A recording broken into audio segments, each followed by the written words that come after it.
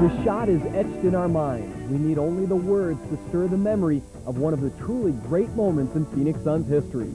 America West Arena was just up for grabs. Even the press table and the broadcasters could not believe the amazing shot by Rex Chapman. This shot, this moment is frozen in time. A photograph which even Rex has at home in his son's room.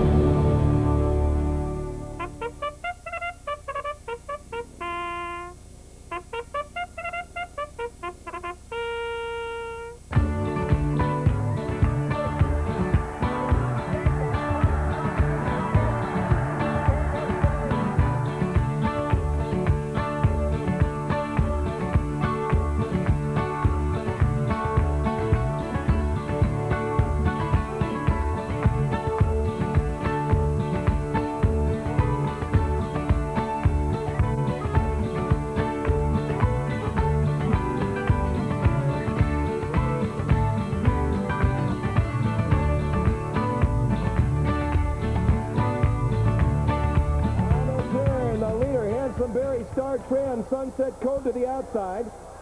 And they go past three quarters, 112 and 2. Here they come into the short stretch of the mile run. And that's Red Dog's Prospector dueling with Handsomberry. Sunset code to the outside, and here comes Snow Business way on the extreme outside. Red Dog's Prospector with the lead. Handsomberry second, and Snow Business gaining down the middle of the track. Snow Business drives up, takes command, and Snow Business goes on, draws clear, wins it by 2 lengths. Red Dog's Prospector second, and Handsomberry third.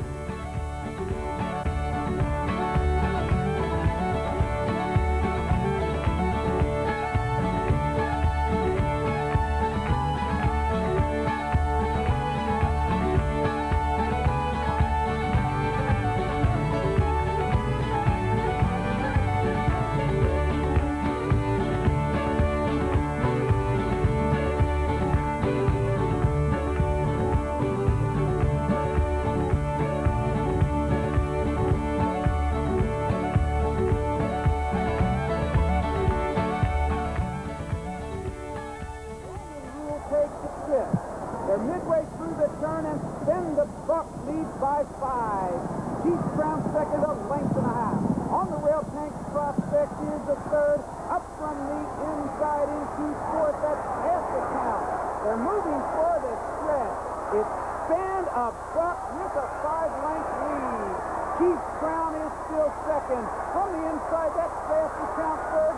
Stephen's Odyssey is gaining ground down along the rail fourth. In the final furlong, it's all Stand Up Buck by 5. On the inside, that's Stephen's Odyssey with Chief Brown is fast to count. Nearing the wire, it's Stand Up Buck with the lead. Otherwise, Stand Up Buck leads wire to win the Derby by 4, maybe 5.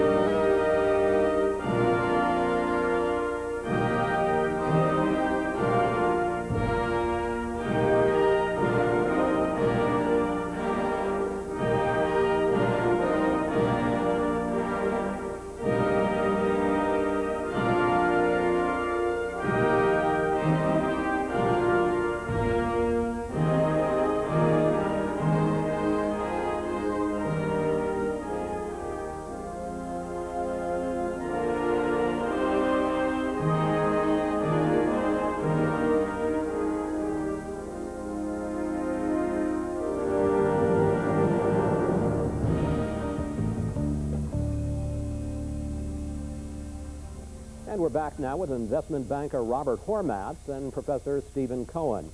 Professor Cohen, the word from Washington is that President Clinton still intends to go ahead with his trip to Moscow next week. Can you have a summit under these circumstances? Well, on the assumption that Yeltsin would be there, you could have a summit, but it's going to be an extraordinary spectacle. You're going to have two politically wounded presidents meeting, hoping that they can repair or heal each other, and they cannot. And the thing that worries me the most is that if Clinton goes to Moscow and says again to Yeltsin, as he said repeatedly, stay the economic course, that is, continue these policies that we, the United States, have written politically and financially, the tidal wave of anti-Americanism that is already sweeping Russia will be an even greater. Professor Cohen, look down the road for us a little bit. You say we're talking about a country in just terrible economic collapse. How bad could the situation get in Russia? It could be much worse. It will get worse. I'm absolutely convinced of it, because when we say economic collapse, what goes with that is social pain, social anger, vengeance, hatred. That's the worst possible playing out of possibilities in Russia. I mean, after all, we're talking about still the largest country in the world. It stretches from Europe.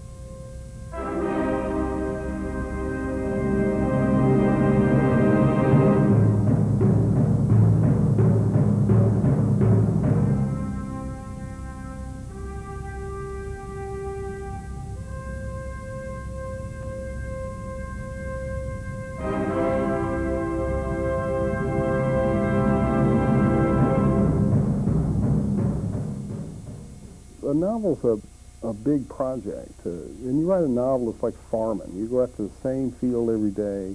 It doesn't look like much has changed. It takes a long time. Short stories are sort of quick, they're fast. I write very short. I've written 1,200 word short stories. I mean, I write some very short ones.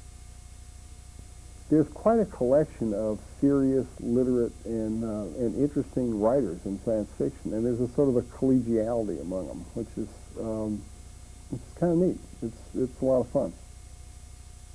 Well, that's sort of the flip side of it, yeah. But it's like rock and roll, you know. It's like, it's not really grown-up stuff. It's good and it's bad both.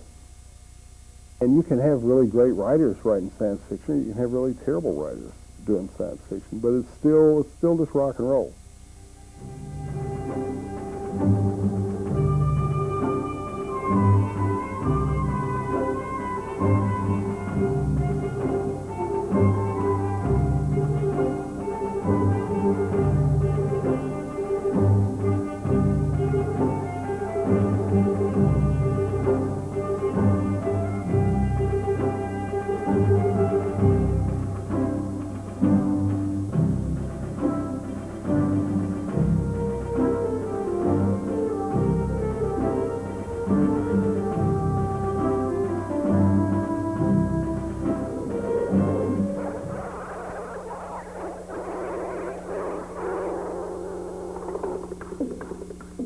NBC, Sports in Action.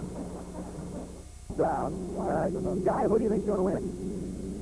Well, I really do believe that Bill Sterren should win it, Bill, because after all, he's won it the last 2 years. He's the two-time Grand Prix winner in a row.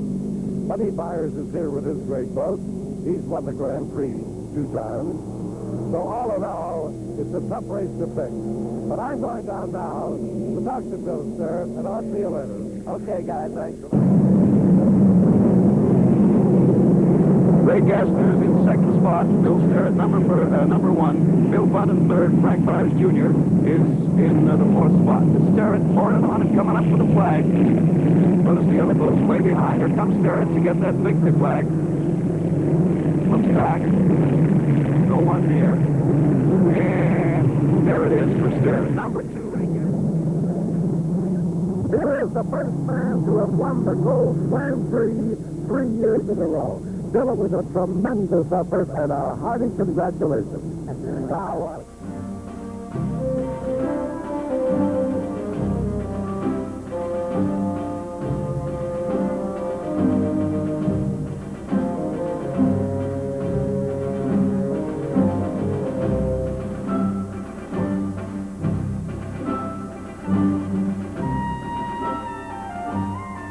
Now, in the position that Jim McCormick enjoys right now, well out in front.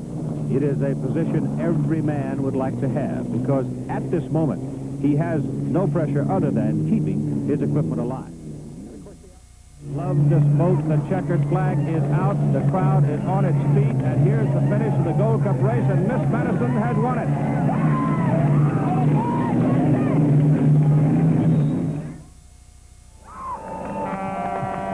Well, they say a picture is worth 1,000 words. There's one right there. Jim McCormick's wife, Bonnie, the crew, the crowd, the town, they couldn't be happier.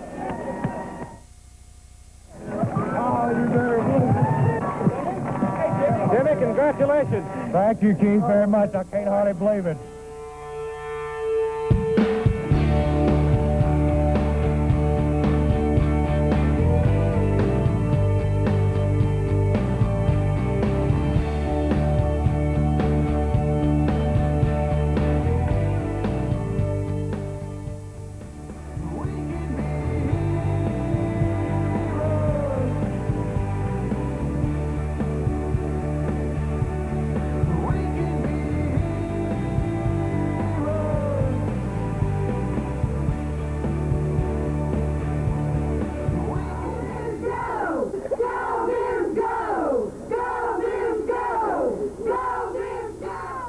Back to Robin Roberts in New York. Thank you very much, Ben. We've had a couple more selections while we were away. Cleveland, the Browns finally heard from them. They took Leroy Ford, a running back out of Michigan, and before that we heard from the Saints, and they went with a defensive back. Vince Funk.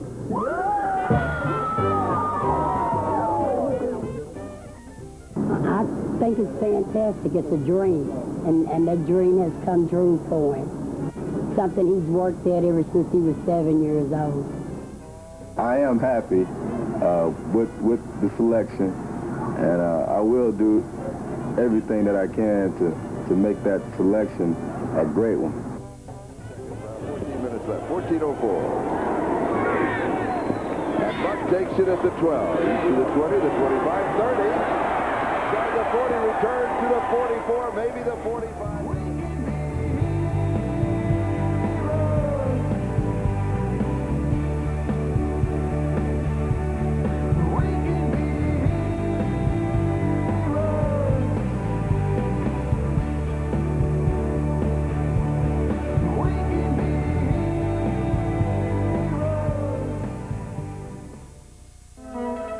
Rookie Chris Brown answered the call, splitting time with Washington at the right corner.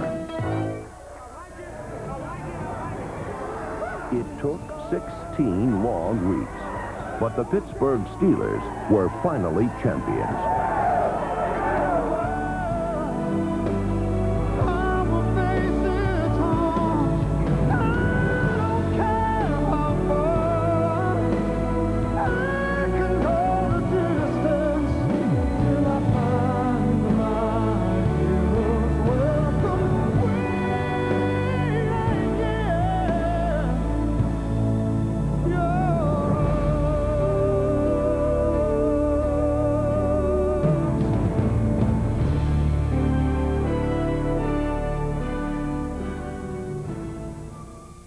Senior Mark Higgs, one of the most exciting runners in the country, would set the single-season rushing record at Kentucky with 1,278 yards.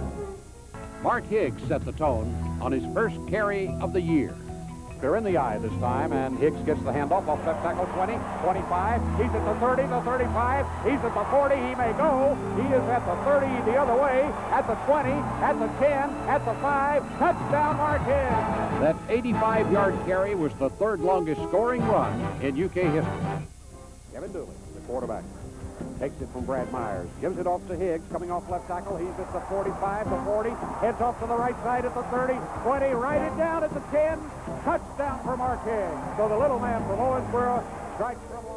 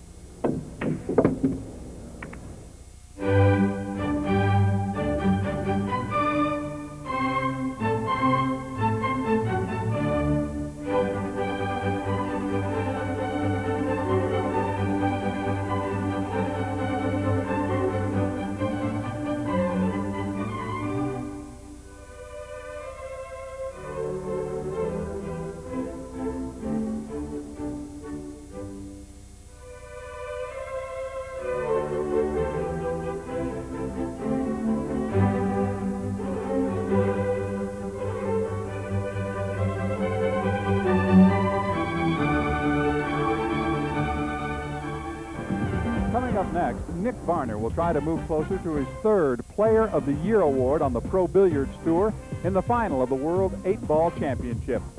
Varner steamrolled Tommy Kennedy in the semifinals 6-1 and is one match away from his second title in 1994. The master of the bank shot is having his best year since 1989 and is ranked #1 on the tour. But Nick Varner has just been playing spectacular pool.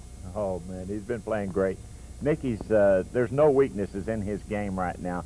He was even caught at 4:15 one morning practicing. That was a.m. Nicky's really hot. He's on his game. He's going to be really hard for anybody to beat. Everything has gone his way this week, so why not getting the opening break? Well, he's the number one ranked player in the world today. Just one ball remains for Varner. It's the winning ball. Could make him the World 8-Ball champion for 1994. And all Alan Hopkins can do is watch. And the champion of the world.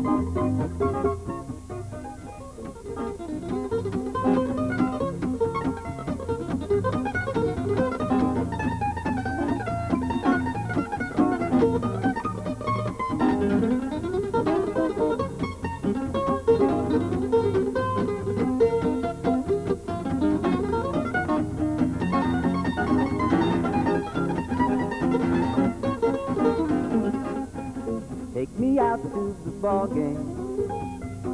Take me out to the crowd. Buy me some peanuts and Cracker Jack.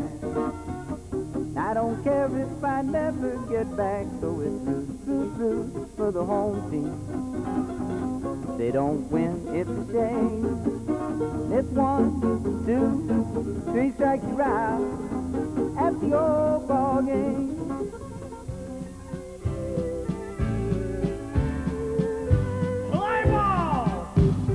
Take me out to the ball game. Take me out to the crowd. Buy me some peanuts and Cracker Jacks. I don't care if I ever get back, 'cause it's root for the home team. If they don't win, it's a shame. For it's 1, 2, 3 strikes, you're out at the old ball game.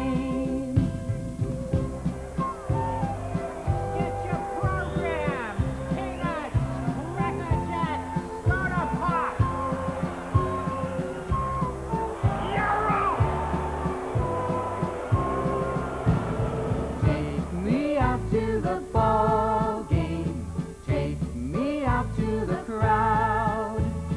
Buy me some peanuts and Cracker Jacks. I don't care if I ever get back, 'cause it's root for the home team. If they don't win, it's a shame. For it's 1, 2, 3 strikes, you're out at the old ball game.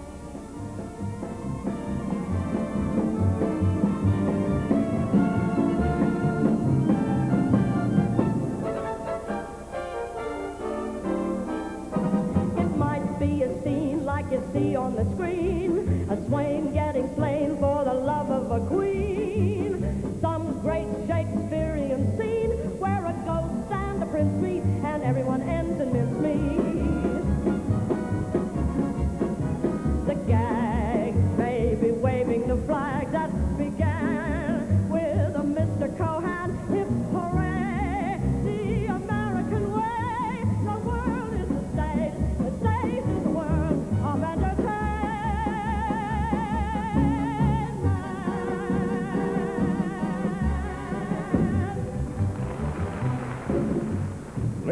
gentlemen, presenting the undisputed heavyweight champion of the evening, let's get ready to rumble, Gentleman Jody Berry.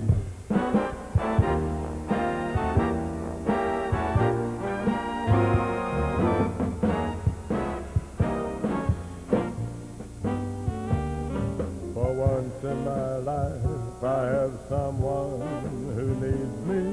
In the 51-year history of our club, it is the first time that it has ever been presented to a member. The Friars Club of California honors Jody Berry, the 1997 Friar of the Year. Yes. Jody, you are more than anyone could ever say. Because above it all, you are one terrific human being. Once I can say this is mine, you can't take it. Long as I know I have love, I can make it. For once in my life, I have someone. For once in my life, I have someone.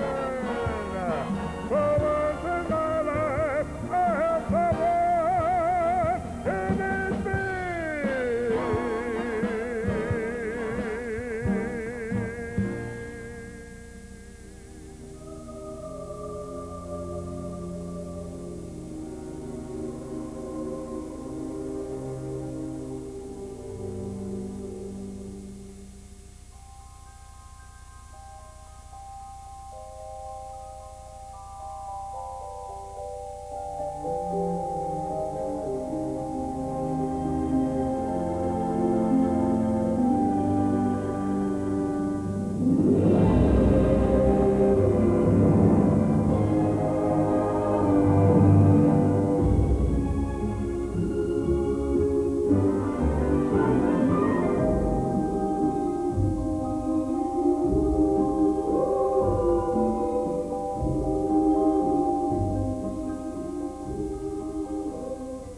Hoping for something big and kind of football, you know, kind of like mine. Now, don't you worry, Kisses. You're going to be just fine, honey. You're going to be so pretty. Yes, you are. Oh,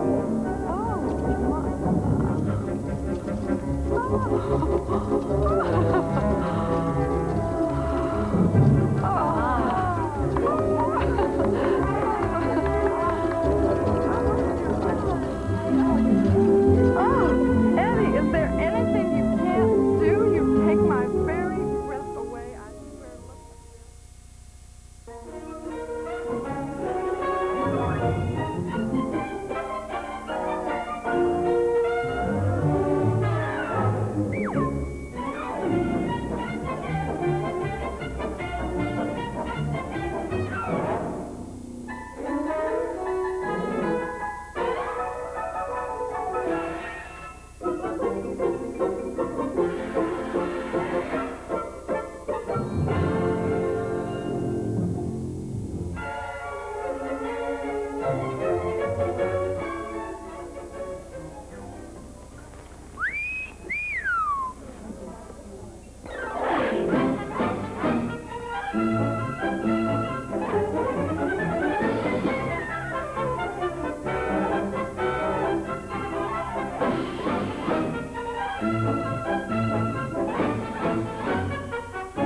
Careful, I had my appendix out last year. It's the funniest comedy since laughter began. Of a wife who spent the summer away, and a husband who stayed home to play and play and play. Because now I'm going to take you in my arms and kiss you. Very quickly and very hard. Hey, wait a minute! With Marilyn Monroe, soaring to new heights as the screen's most lovable laugh-getter. Everything's fine. A married man, air conditioning, champagne and potato chips.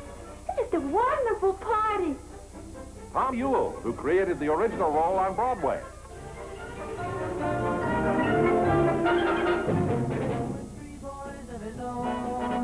They were four men living all together, yet they were all alone. Till the one day when the lady met this fellow, And they knew that it was much more than a hunch, that this group must somehow form a family. That's the way they all became the Brady Bunch. The Brady Bunch, the Brady Bunch. That's the way they became the Brady Bunch. Hold on a minute, Mike, would you? Why don't you girls run along and get your clothes ready, and I'll be along in a minute to help, okay? Oh, can't we stay here? Come on. The bride and groom want to talk privately. Thank you, Miss Protocol. It's all right. I'm sorry, Mike. Cindy thought there were real butterflies in my stomach. You're lucky if you only have butterflies. I've got 6 flying saucers in mine. Why don't you take a tranquilizer? I took one. Well, maybe you should take another one. Nothing doing. I want to be calm for the ceremony, but there's a honeymoon to consider. That's an architect for you. Always planning ahead.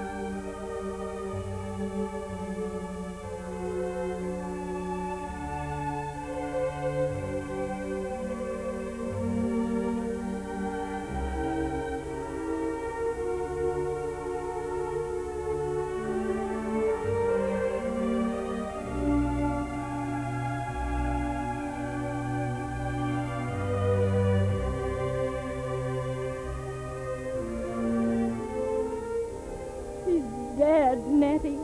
What am I going to do? Why, you're going to stay here with me. Main thing is to keep on living. Keep on caring what's going to happen. Remember the sample you gave me. Remember what it says. When you walk through a storm, keep your chin up high and don't be afraid of the dark. At the end of the storm is a golden sky and the sweet silver song of a lark. Walk on through the wind, walk on through the rain, so you'd meet sweetheart and bloom. Walk on, with hope in your heart, and you'll never walk alone. You'll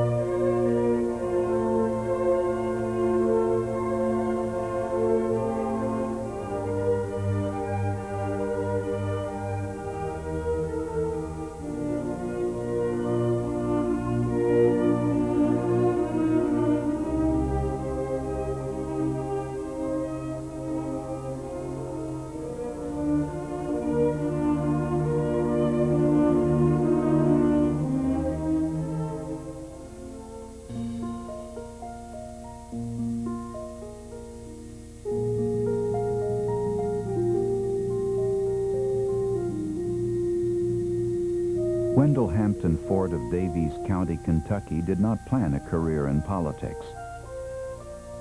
Born in Owensboro and raised on a farm near Yellow Creek in western Kentucky, He did not hold public office until age 41. Yet he would become one of the most enduring and influential Kentucky politicians of the 20th century. Though his political career began late, his rise was rapid. In the span of 9 years, he was elected state senator, lieutenant governor, governor, and U.S. senator. 4 times his constituents sent him to Washington. Few other Kentucky politicians have ever enjoyed such loyalty. On Election Day 1965, Wendell Ford, a candidate for the Kentucky State Senate, spent the morning delivering donuts and lunch to campaign workers. In the afternoon, tense and restless, he ended up in the Owensboro barber shop of Ivan Payne. Thus began 2 traditions. Wendell Ford always got his hair cut on Election Day. And he never lost a race.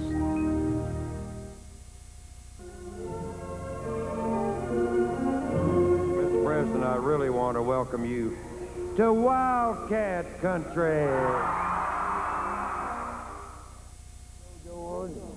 He's retiring to spend more time with his family. As for my grandchildren, bless their hearts, I'm going to teach one of them to fish.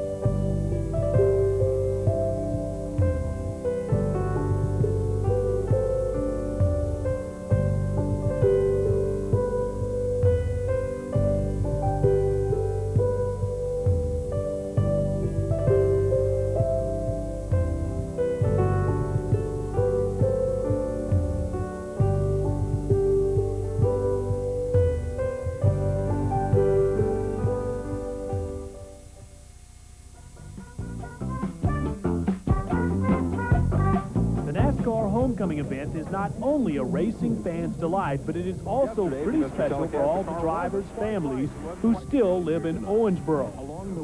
After all, on this Thanksgiving weekend, this event is allowing the parents of the Waltrips, the Greens, and Jeremy Mayfield to come together and reminisce. We had no idea what involved building a race car until we got involved in it. And then the boys are as good of car fabricators, just about as good at car fabricators as they are drivers, and they are real good drivers. The boys have a real good name for being car fabricators. I think it all comes back from how we work together. We didn't have, per se, the mega bucks to spend on the race team. Oh, just give them a lot of encouragement, you know, and help as we went along. and a lot of moral support, for sure, you know, because there's a lot of ups and downs in this business, and they've done very well for themselves. Jeremy's always wanted to race. He's always set goals, and he knew where he wanted to go, and he made it. It's definitely not easy as far as becoming a young driver in Winston Cup. I think Darrell and all these guys try to make it as hard as they can on you when you first start out. But I think they're really just trying to, you know, teach the guys what it's all about. You know, Darrell was certainly an inspiration to me as far as wanting to become a professional race car driver, and I know G.C. Spencer was to him, so I feel like those two are responsible for the whole deal. I did by following Darrell and going to the races, and by the time I was old enough to walk just about, I wanted to get in a race car and try that out, and it was real high on my priority list ever since I can remember. A few years back, Michael Waltrip provided fellow Owensboro native Jeff Green with a helping hand that enabled him to climb the ladder of success. So we've been friends for a long, long time, and he gave me a house to live in, gave me and my wife a house to live in, and he didn't need to do that. I worked for him on his bush car last year, and he just gave me a job when nobody else would have me. Was able to do that, and you know, probably helped him along the way a little bit quicker. Maybe he was going to get there one way or the other, whether I helped him or not. But we kind of maybe helped him speed the process up a little bit, and he's done a super job. That was just one instance when one Owensboro native helped another. All in all, not just for us as the Green family, and the Waltrips, but for all those guys that worked on those cars that 10 years ago or 15 years ago, Donnie Richardson and I, we made our way out to Kentucky Motor Speedway every Sunday afternoon, and we got down in the dirt and the rocks, and we went out there and had a big old time. But who knew one day that we would be at a place like Charlotte here, the big time, so to speak. I'd rather race with my brothers than anybody for sure, and I think they feel the same way. But you know, all these guys, we race with them each week, week in and week out, and man, they can't seem like brothers anymore. You know, you see them just as much as you do your family sometimes, or in our case, more. Something about Owensboro, whatever it is, they really know how to grow them there, I guess. The great American race. On the Daytona 500, I won the Daytona 500. 1989 and 1990. Most popular driver. To date, 84 career NASCAR Winston Cup victories. More wins than any other driver in the modern era. You can see how hard Gordon's trying there. He flipped the car off the tunnel turn trying to catch Mayfield. It has taken him 125 times, but we've got a new first-time winner in NASCAR Winston Cup racing. Jeremy Mayfield wins at Pocono. Jeremy Mayfield, the NASCAR Winston Cup Series point leader, wins his first career race here at Pocono International Raceway. And Jeremy Mayfield, as nice as they come. And all those drivers who are passing him on the inside and outside are waving their congratulations to Jeremy. Even the crew members there from the other teams. Look at that. Look at Michael Waltrip waving, Kenny Irwin coming by. No feeling in racing like the first one. I don't care where you may win after that. That first one will never leave your mind as being the most special. And you saw Darrell Waltrip come by and wave. How special that must be.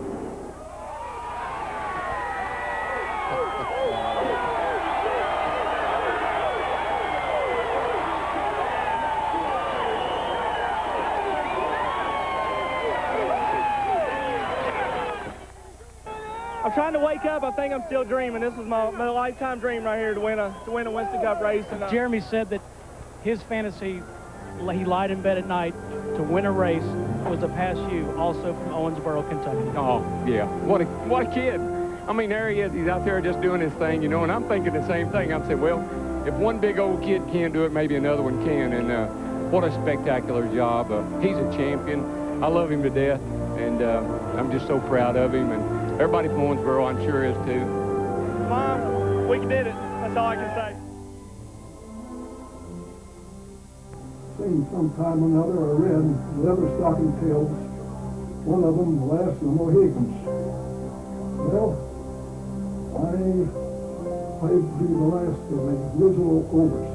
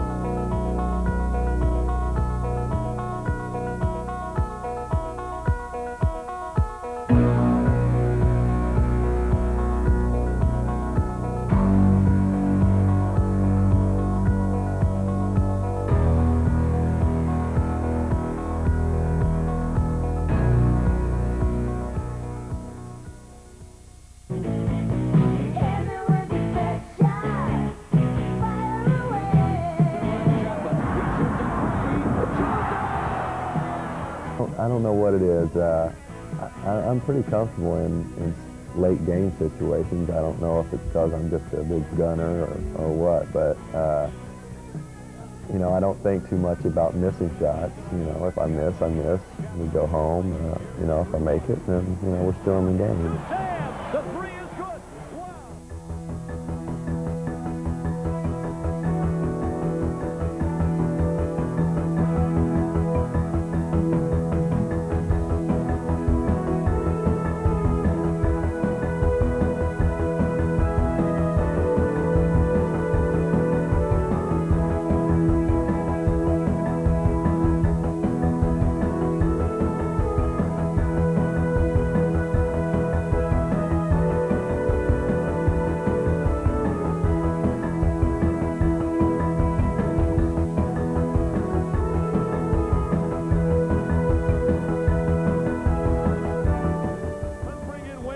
Now, the winning coach. On my other side, Wayne. Here's my good side. I'm here with the winning coach now, Wayne Chapman. Certainly did a great job on that sideline. Your players' pressure defense, I thought, was the difference early. Well, I think it was too, Dick. And maybe the first half I'll take credit for, but I didn't do a very good job the second half. I was celebrating too much, I think, inside. But we just wanted to get the last 20 minutes over with. It's very difficult to play with a 30-point lead when you're looking at a national championship.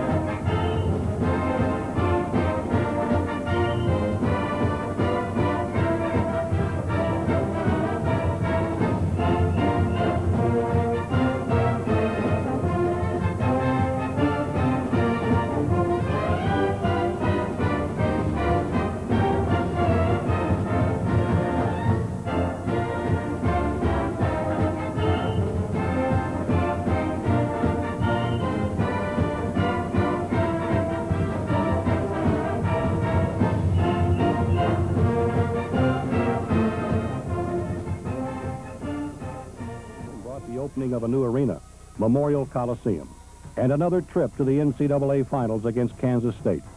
Kentucky was led by 7-foot center Bill Spivey and sophomores Cliff Hagan and Frank Ramsey. Spivey took control of the game, dominating play on both ends of the floor. If Spivey missed, Hagan was there to follow. Yes, they picked us again. We went up there with sophomores and won the thing. And that was Hagan, Ramsey, Shiropoulos, and Spivey, and that crowd. And we won it with sophomores. Well, anyway, I think that team, if 50 should have won it, and would have won it. I know they would have won it. I just feel all along they'd have won it. And, of course, Hagan, Ramsey, and Shiropoulos, and that outfit would have won it because we were deep at that time. Well, we were rated very high in the season. I don't remember if we were rated number one, but usually, quite often, we would start off that way because in 48, 49, it was an NCAA championship here, and 51 was an NCAA championship, so it was the great years, those golden years of sort of basketball here at the University of Kentucky.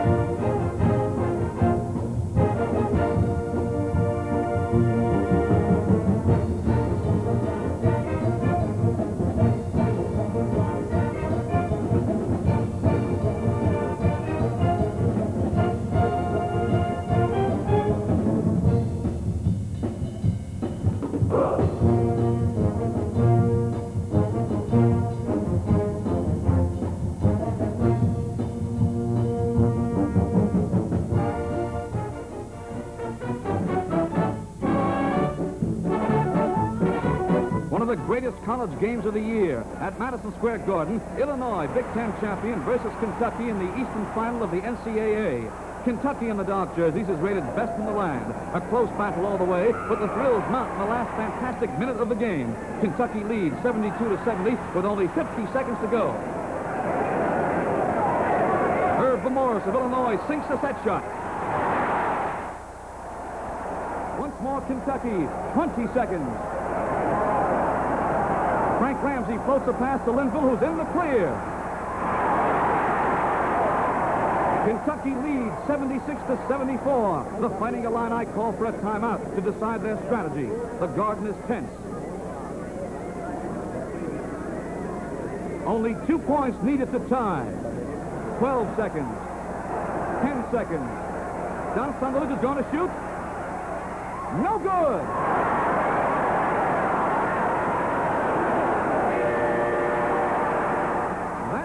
The wildly happy Kentuckians are the winners, 76-74 in the very last seconds of the game. With Bobby Watson bombing from long range and the Wildcats' fast break working to perfection, Kentucky raced to an 18-point lead. Spivey leading the way with 22 points. The Big Blue captured their third national championship in 4 years.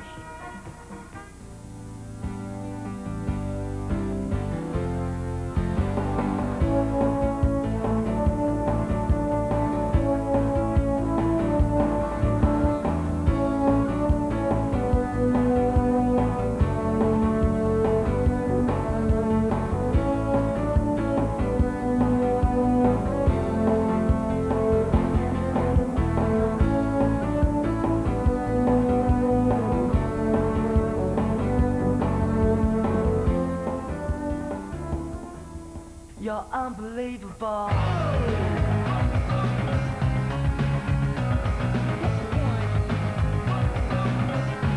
You're so unbelievable.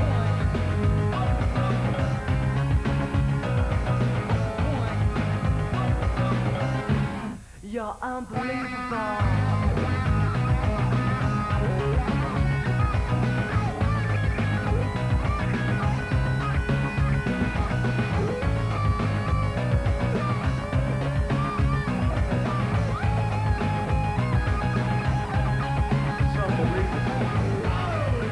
You're unbelievable.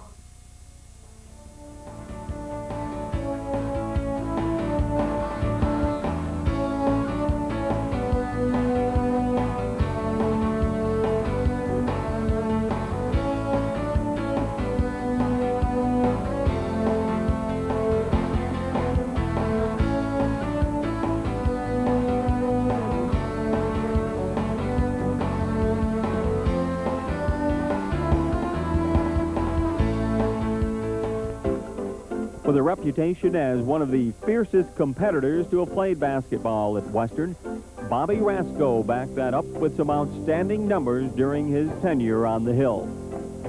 Coming to Western from Owensboro after being named the Kentucky-Indiana Senior Player of the Year, he spent a season on the Toppers' 1958-59 freshman squad. Rasco averaged 16.8 points his sophomore season in helping Western to a 21-7 mark, the championship of the Sugar Bowl tournament, the OVC crown, and a berth in the NCAA tourney. Rasco also picked up most valuable player honors in that Sugar Bowl event. Rasco ranks third among Topper scorers who played 3 years and is just one of only 4 Western Hilltoppers to average 20 or more points per game during his 3 college seasons. He earned a berth on an all-OVC team, the NCAA Mid-East Regional All-Tournament team, and competed in the prestigious East-West College All-Star Game. Mom, I want to thank you for being such a great fan and also for being just a great mom. I don't know who it did the most good, for me to see you sitting in that chair or for you to see me out on that floor. Anyway, at this point, I would like for you to stand and be recognized. Ladies and gentlemen, my mother, Mrs. A.J. Rasco.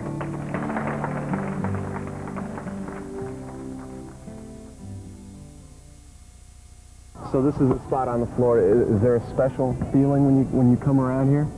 No, not unless it's something like this. Yes, I probably run over this 100 times a night. I don't think anything about it. Now, of course, the big question I think a lot of people want to know is we've seen you hit shots similar to this, but I mean, could you duplicate this? Sure. Really? Yeah. You're serious? You could do this again? No problem.